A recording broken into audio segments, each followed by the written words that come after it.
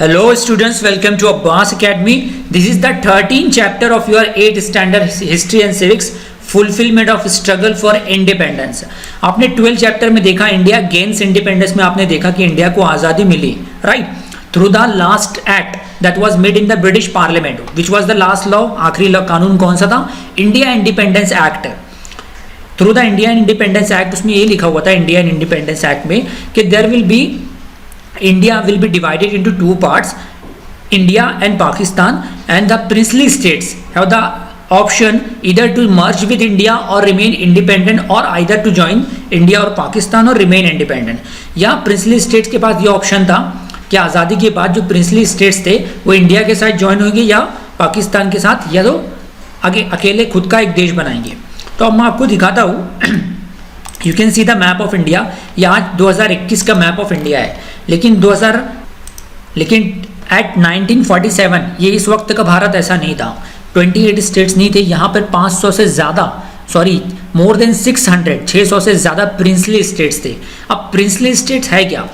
Word princely बना हुआ है प्रिंसेस से, जो रीजन, जो इलाके प्रिंसेस के जरिए रूल किए जाते थे, जहाँ पर छोटे मोटे राजा, यानी एक छोटा गांव भी होगा तो उसको कहते थे प्रिंसली स्टेट्स. अगर वहाँ पर राजा है तो वो छोटा सी गांव की ना हो या एक शहर हो, वहाँ पे अगर कोई प्रिंसेस है तो वो प्रिंसली स्टेट कहलाता था, राइट.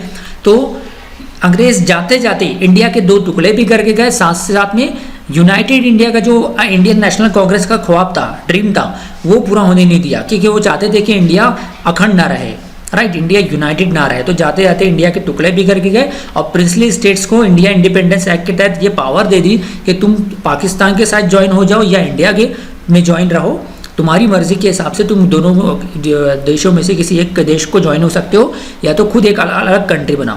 तो सारे जो प्रिंसली स्टेट्स थे वो ज्वाइन हो गए थे इंडिया के, सिवाय आप देख सकते हो एक्सेप्ट जम्मू कश्मीर. देन यहाँ पर आता है हैदराबाद, आंध्र प्रदेश का जो कैपिटल सिटी है, अभी तेलंगाना का कैपिटल है हैदराबाद, और आता है जूनागढ़ गुजरात में है. ये तीन प्रिंसली स्टेट्स के अलावा सारे 600 से ज़्यादा जो प्रिंसली स्टेट्स थे, more than 600 princely states join to India except this 3. Why? ये इस वीडियो को पूरा एंड तक देखिए, मैं आपको रीज़न. उसके अलावा एक और इम्पॉर्टेंट चीज़, अंग्रेज तो इंडिया छोड़ के चले गए थे, लेकिन अंग्रेज़ों के अलावा यूरोपियन कंट्री में से पुर्तगीज़ और डच, है ना, और French also ruling to India. तो अब वहाँ पर देखिए, आपको मैं बता देता हूँ जूम करके. ये गोवा दिख रहा है आपको. गोवा वाज 1947 को इंडिया पूरा आज़ाद हो गया था. 1947 टिल 1975 1975 तक के, सॉरी नॉट 1975 1961 1961 तक के, यानी कि करीब 11, 14, 15 साल गोवा किसके अंडर कंट्रोल था? गोवा आज़ाद नहीं हुआ था, इंडिया के साथ ज्वाइन नहीं हुआ था. गोवा था अंडर पुर्तगीज कंट्रोल. पुर्तगीज एक अलग कंट्री है, वो इंडिया पे भी रूल करते थे, राइट. इंडिया के कुछ टेरिटरीज इलाकों पे रूल करते थे, लाइक इवन बॉम्बे भी जो था उनके अंडर कंट्रोल था. लेकिन जब वहाँ की प्रिंस ने इंग्लैंड के राजा के साथ शादी की तो उसको जहेज में वो दे दिया गया और वो अंग्रेज़ों के हाथ में आ गया. तो Goa was under the control of Portuguese. इस तरीके से आप साउथ में देख सकते हो, यहाँ पे पुडुचेरी लिखा हुआ है, पुडुचेरी है, करैकाल है, यानाम, ये ऐसे टेरिटरी है. ये किसके अंडर थी? फ्रेंच गवर्नमेंट के अंडर थे, और ये भारत को छोड़े नहीं थे, राइट. लेकिन हमारे जो इंडियन लीडर है, लाइक सरदार वल्लभ भाई पटेल, महात्मा गांधी वगैरह ने फ्रेंच के साथ निगोशिएट करा, वो मान गए, वो छोड़ के चले गए. लेकिन पुर्तगीज़ आसानी से राज़ी नहीं हुए, फिर उनके साथ वॉर हुआ तो फिर वो छोड़े 1961 में. तो अब ये चैप्टर बहुत ही इंटरेस्टेड है. अब यह देखिए कि आप गुजरात में देखा होगा, केवाड़ी में, गुजरात का एक केवाड़ी टाउन है, वहाँ पर सरदार वल्लभ भाई पटेल का स्टैचू बनाया गया है. और इनको किस नाम से क्या नाम दिया गया है? इनको statue of unity. Statue of unity नाम क्यों दिया गया? क्योंकि सरदार वल्लभ भाई पटेल का रोल हमारी आज़ादी के बहुत इंपॉर्टेंट है. उन्होंने जितना मैं बता रहा हूँ कि there were more than 600 princely small and big princely states in India due to that influence of non cooperation movement. अच्छा, ये था कि इतने सारे स्टेट, और अंग्रेज़ों ने उनको पावर भी दे दी थी कि तुम पाकिस्तान के साथ ज्वाइन हो या इंडिया के साथ रहो या कुल अलग कंट्री बनाओ. So due to his diplomacy ये सारे जो 600 से ज़्यादा प्रिंसली स्टेट्स थे वो इंडिया के साथ ज्वाइन हुए, एक्सेप्ट कश्मीर, जूनागढ़ एंड हैदराबाद. अब ये बता दूं कि उन्होंने क्या किया. इन्होंने प्रिंसली स्टेट्स, क्योंकि आज़ादी की हमारी जो मूवमेंट चल रही थी, जैसे कि नॉन कोऑपरेशन मूवमेंट है, सिविल डिसोबीडियंस मूवमेंट है, तो वहाँ पे प्रजामंडल थी। प्रजामंडल मतलब पीपल्स ऑर्गेनाइजेशन। तो उसके तहत वो पीपल्स, वहाँ की रहने वाली जो पब्लिक थी, वो ऑलरेडी अवेयर हो चुकी है कि we need to be a united India, हमको इंडिया के साथ ज्वाइन होना है, राइट। तो इस तरीके से सारे लोग राजी हो गए एक्सेप्ट दिस। तो इसी यही कारण है कि हमने सरदार वल्लभ भाई पटेल को याद करने के लिए आज़ादी के 70 साल बाद इनकी याद में स्टैच्यू ऑफ यूनिटी न बनाया। यूनिटी मतलब क्योंकि उन्होंने भारत को, बिखरे हुए भारत को, स्कैटर्ड भारत को एक किया। तो उन्होंने the rulers give the good response. उन्होंने क्या किया था, अब उनके सरदार वल्लभ भाई पटेल, सबसे पहले तो उन्होंने क्या किया था, he took the rulers of the princely state into confidence and prepared an instrument of accession acceptable to all. Instrument of accession के तहत क्या था कि एक्सेशन मतलब इंक्लूड होना, मर्ज होना, शामिल होना। उनका जो प्रिंसली स्टेट जो भी था, जैसे फॉर एग्जांपल के तौर पे सतारा ले लो, है ना, बॉम्बे। आज़ादी से पहले अगर देखा जाए ना, हमारा जो महाराष्ट्र है वो महाराष्ट्र नहीं था, उसका क्या नाम था, बॉम्बे प्रेसिडेंसी नाम था, राइट। और सतारा वगैरह बॉम्बे प्रेसिडेंसी के पार्ट नहीं थे। तो इस तरीके से उन्होंने एक्सेशन किया, मतलब उसमें शामिल किया, मर्ज किया। तो ऐसा चीज़ बनाई, इसलिए आज जो हमारे 28 स्टेट्स है, फिर आज़ादी के बाद 10-15 साल बाद जितने स्टेट्स आप यहाँ पे देख रहे हो ना, ये जो स्टेट्स ऑफ इंडिया बनाए गए हैं on the basis of language है। जैसे महाराष्ट्र में मराठी बोली जाती है, राजस्थान में राजस्थानी, गुजरात में गुजराती बोली जाती है। तो हर एक डिफरेंट स्टेट्स में जो लैंग्वेज बोली जाती है, तो उन लोगों का उन स्टेट्स का नाम उनके लैंग्वेज के हिसाब से पड़ा। तमिलनाडु में तमिल, केरला में मलयालम केरला में बोली जाती है, कर्नाटक में। तो Sardar Patel convince the princely states rulers and the benefits of merging to India. तो उन्होंने मनाया, उन्होंने बताया कि फ़ायदे, अगर तुम इंडिया के साथ ज्वाइन हो जाओगे तो उसके फ़ायदे क्या है, because they have given the autonomy. आज देखिए अब जो हमारे स्टेट्स है, स्टेट गवर्नमेंट भी क्यों है, हर जगह स्टेट इलेक्शन भी होता है, क्योंकि India adopted the federal structure of the government, यानी कि डुअल गवर्नमेंट, सेंट्रल गवर्नमेंट रहेगी और एक स्टेट गवर्नमेंट रहेगी। ये है फेडरल की meaning, dual government. So all the princely states merged into India except the state of Junagadh, Hyderabad and Kashmir. And Sardar Patel took a firm stand and solved the issue of merger princely state. तो अब उन्होंने क्या किया देखिए कि merging of Junagadh was a princely state in Saurashtra. Saurashtra एक, जैसे मैं बता दूं, एक गुजरात है, गुजरात का एक जो वेस्टर्न रीजन है वो सौराष्ट्र कहलाता है, राइट। तो the people of the wanted to merge with India, बस उस रीजन के, सौराष्ट्र रीजन के, जूनागढ़ के जो लोग थे वो चाहते थे इंडिया के साथ ज्वाइन होना। But the Nawab of Junagadh, यानी वहाँ जो नवाब था, यानी प्रिंसली स्टेट्स था, यानी रूलर था, was thinking of the joining Pakistan. क्योंकि पाकिस्तान के साथ आप देख सकते हो कि हैदराबाद जो है some part of the Gujarat under the Pakistan है ना, कुछ हिस्सा पाकिस्तान में भी है, तो वो पाकिस्तान के साथ ज्वाइन होना चाहता था। इट इज़ प्रैक्टिकली पॉसिबल भी था, लेकिन वहाँ की पब्लिक क्या चाहती थी, इंडिया के साथ रहना। The people strongly oppose the decision of the nawab and क्या हुआ, आगे चल के नवाब को छोड़ना पड़ा कि अगर तुम जाना चाहते हो तो चले जाओ। तो नवाब लेफ्ट फॉर पाकिस्तान, नवाब पाकिस्तान चला गया। And later in February 1948 Junagadh got merge into India. अब आ जाते हैं हैदराबाद मुक्ति संग्राम। अब हैदराबाद जो था बहुत ही इंटीरियर पार्ट में था। हैदराबाद देख सकते हो, हैदराबाद आज जो कैपिटल ऑफ तेलंगाना का है, तेलंगाना स्टेट हमारा, उसका कैपिटल हैदराबाद है। तो ये पूरा रीजन है हैदराबाद, जो दरअसल तेलंगाना स्टेट भी 2013 में बना, 2013 में बना, इससे पहले ये आंध्र प्रदेश का पार्ट था। तब ये हुआ कि हैदराबाद तो प्रैक्टिकली पॉसिबल भी नहीं था, right. Hyderabad was largest princely state in India. It include the Telugu, Kannada and Marathi speaking regions and there was a autocratic rule of the Nizam over this provinces. तो यहाँ पे निज़ाम रूल करता था। अब there was a absence of civil and political rights. To secure this rights the people form organisation such as Andhra Parishad in Telangana region and Marathwada Parishad in the Marathwada reason. यानी आज बता दूं सिंपल लैंग्वेज में, आप देख सकते हो हमारा महाराष्ट्र में जो है, महाराष्ट्र में मराठवाड़ा, औरंगाबाद का रीजन है, औरंगाबाद, नांदेड़, ये सिटी जो थे ये हैदराबाद प्रिंसली स्टेट्स के पार्ट थे आज़ादी से पहले, अंडरस्टैंड। महाराष्ट्र, क्योंकि वहाँ की पीपल मराठी बोलती थी, इस वजह से उसको वहाँ से, उस रीजन से निकल के उसको महाराष्ट्र में शामिल करना पड़ा।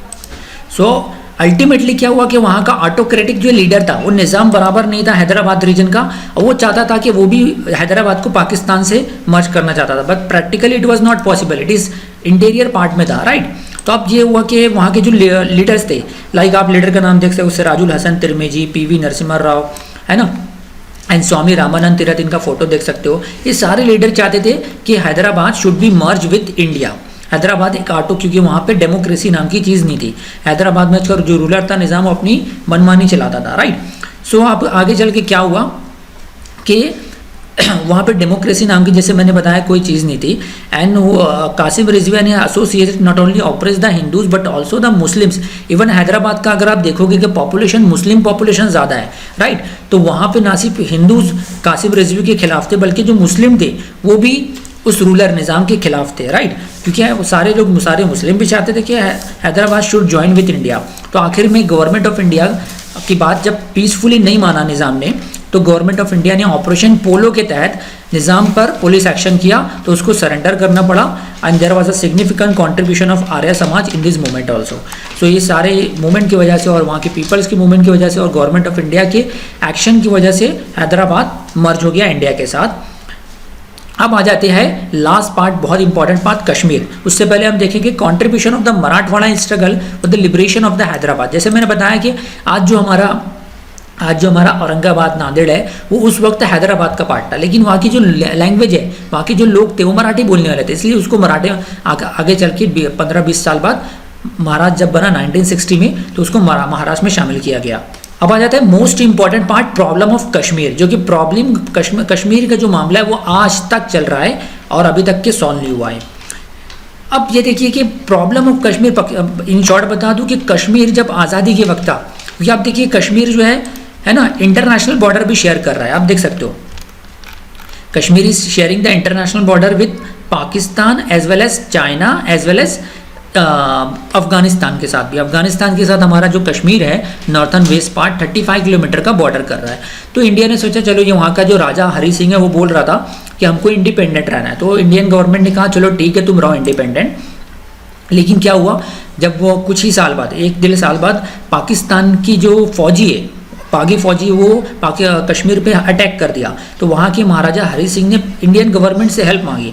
तो इंडियन गवर्नमेंट ने कहा ठीक है हम तुम्हारी हेल्प करेंगे, लेकिन तुमको इंस्ट्रूमेंट ऑफ एक्सेशन शामिल करना होगा, एक्सेशन साइन करना होगा, राइट। अभी इंस्ट्रूमेंट ऑफ एक्सेशन क्या था कि वहाँ पर तुम रूलर रहोगे, लेकिन इंडिया, तुम्हारा जो कश्मीर रीजन है वो इंडिया के साथ मर्ज करना पड़ेगा। और इंडियन लॉ, अब इंस्ट्रूमेंट ऑफ एक्सेशन में ये था कि वट एवर के हर एक, हम जैसे महाराष्ट्र में बॉर्न हुए, पैदा हुए, तो हम महाराष्ट्र के इंडियन सिटीजन है, राइट। हमारी सिटीजनशिप क्या है, इंडियन। लेकिन वहाँ जो पैदा हुए वो उनकी ना सिर्फ इंडियन सिटीजन है, बल्कि citizen of Jammu and Kashmir भी है।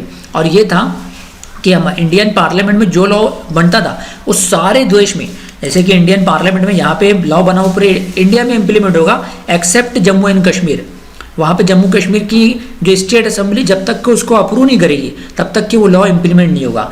यही एक कारण था कि 370 जब मोदी गवर्नमेंट आई लास्ट ईयर 2019 में, मोदी गवर्नमेंट ने आर्टिकल 370 के तहत ये स्पेशल पावर जम्मू कश्मीर को दिया गया था, तो 370 हटा दिया। तो वहाँ पर बहुत सारा दंगा हुआ, वहाँ के पब्लिक एक अपोज कर रहे थे, क्योंकि इसके तहत वहाँ के लोगों को बहुत फ़ायदा भी था। उसका ये फ़ायदा था कि इंडियन जो इंडिया में रह रहे हैं, जैसे महाराष्ट्र में, मध्य प्रदेश में, यहाँ पे रहने वाले लोग वहाँ पे जाके बिजनेस नहीं कर सकते थे, वहाँ पे गवर्नमेंट जॉब उनका नहीं ले सकते थे, राइट। वहाँ पे कोई प्रॉपर्टी नहीं खरीद सकते थे। कहाँ पर, जम्मू कश्मीर में जाके प्रॉपर्टी नहीं खरीद सकते थे, जॉब नहीं कर सकते थे। ये सारे पावर आर्टिकल 370 में था, वहाँ के लोगों को सिर्फ था। लेकिन जम्मू कश्मीर के रहने वाले लोग ना सिर्फ जम्मू कश्मीर में प्रॉपर्टी खरीद सकते हैं, जॉब कर सकते हैं, बल्कि आउटसाइड जम्मू कश्मीर यानी कि इंडिया के कोई भी स्टेट में जाके जॉब कर सकते हैं या प्लॉट वगैरह खरीद सकते हैं, प्रॉपर्टी खरीद सकते हैं।